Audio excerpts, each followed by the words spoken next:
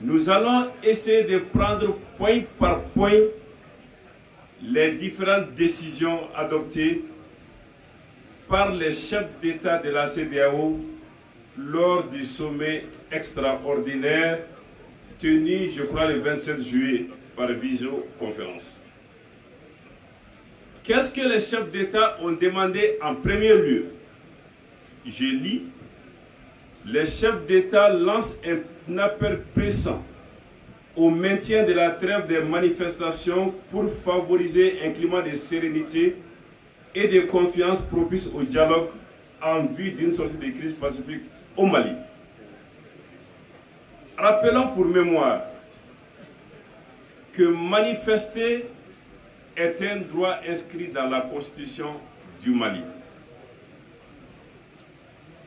Que ce droit n'a pas été octroyé aux Maliens, ils l'ont conquis de haute lutte.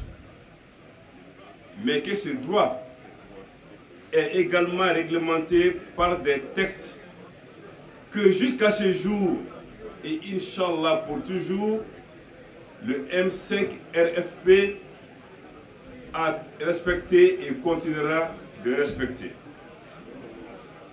Notre mouvement a manifesté pacifiquement jusqu'au moment où on a tiré à balles réelles sur des manifestants. Mais malgré tout, de bonne foi et souverainement, le M5 a décidé d'une trêve unilatérale jusqu'à la fin de la Tabaski, pour des raisons qui vous ont été expliquées et sur lesquelles l'imam Mahmoud Diko vient de revenir. Qu'avons-nous eu en retour? Et c'est cela le plus important. Deux choses principales. Un, on a tenté de profiter de ce moment de trêve pour nous diviser. Illustration en a été faite et contre-indice vient de vous en être fait. Deuxièmement, on a essayé de manipuler l'opinion avec des mises en scène à but médiatique qui n'apportent rien à la crise. Comment peuvent-ils espérer?